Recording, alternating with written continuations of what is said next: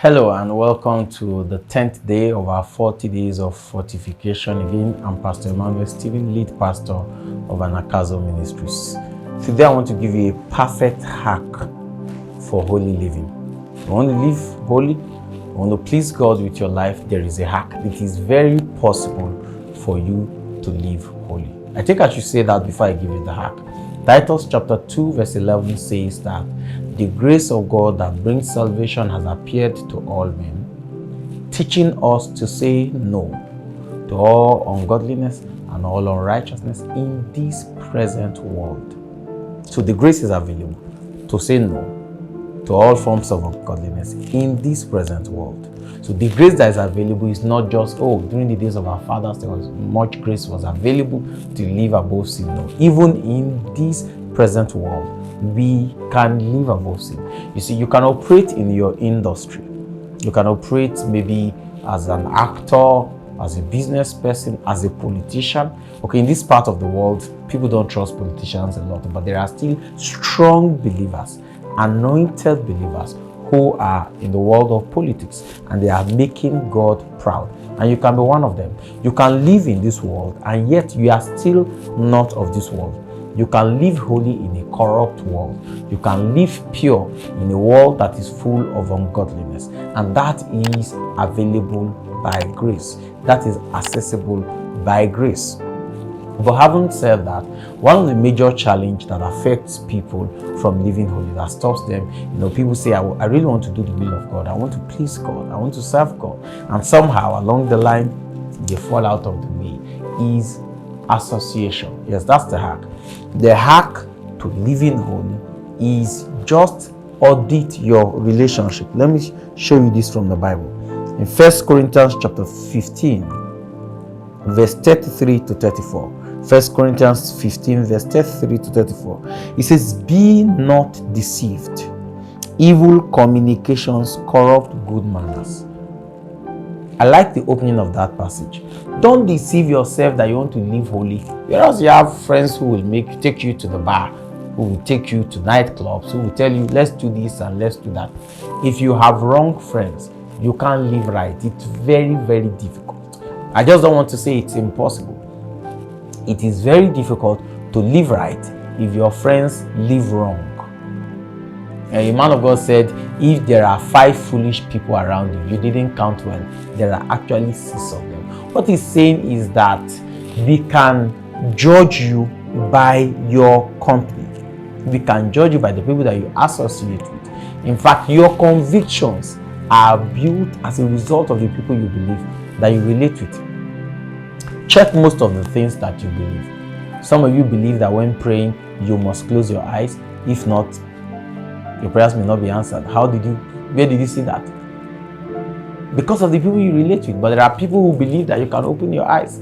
Some of you believe that you must kneel down. Some of you believe that you must stand up. Some of you believe that some kind of food, there's a way to dress and not to dress. How did you come about that conviction? Because of your association, your environment, the people that you relate with, the people that you give access into your life. So do not deceive yourself.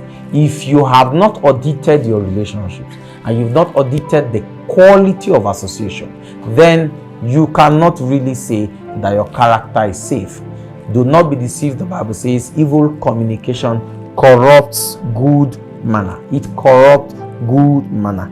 Evil communications corrupt good manners. No matter how much you want to live for God, if you have wrong friends, you will pick up slangs and languages and lifestyles. Your conviction will be corrupted. Your convictions will be affected.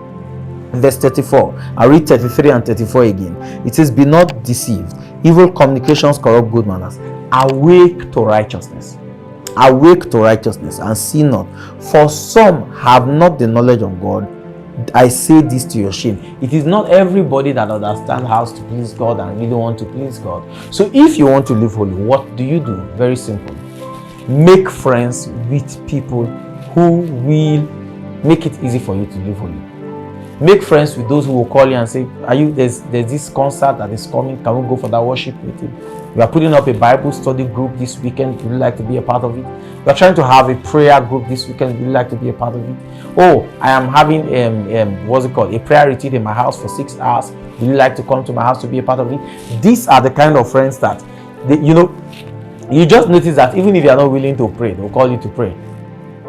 And then those are the kind of friends that the days that you are challenged, they will be able to help you. So I remember some years ago, I was on campus and I was heavily tempted. Don't ask me what the temptation is. I'm not going to say it here and right now. I was heavily tempted, and then I thought it was so much, I decided to call my friend. So I picked up my phone and I called a friend of mine and I told him about it. He laughed at first, and then he began to talk senses to me.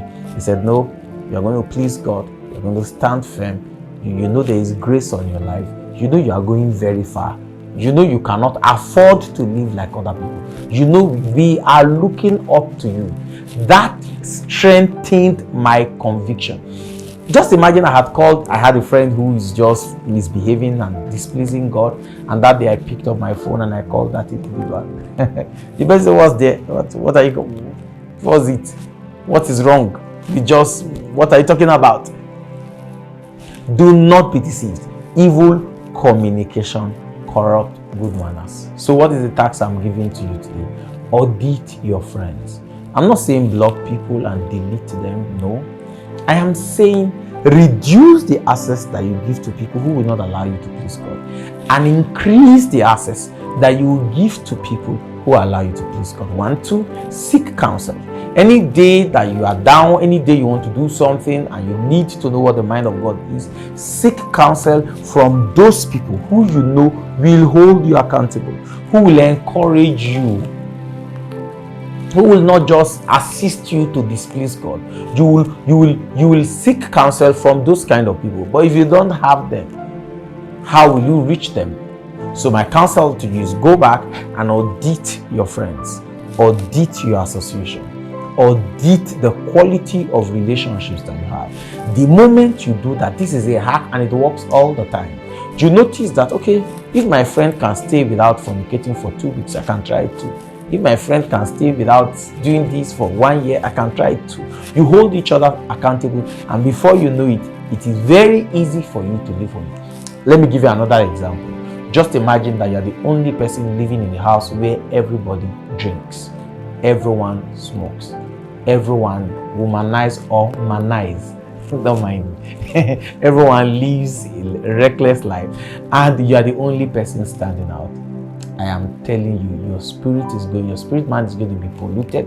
There are days you feel like, okay, you begin to see, okay, lesser sin, higher sin. You begin to quantify, oh, this guy has 25 girlfriends. Me, I can just do one. This guy steals so money. My own is just 1,000 naira. This guy fought with somebody and scattered the person's head. My own is just, just 20,000 naira, or just a little malice and all that. No. But if you are living with a friend or you're living with somebody, or you have a friend who you see the quality of life, how they live to please God, it is going to challenge you. You want to stretch. You want to believe that it is possible. And that friend can be somebody in your church. This is why I always encourage people, join a local church. That's the only way to live an accountable life. Do that now.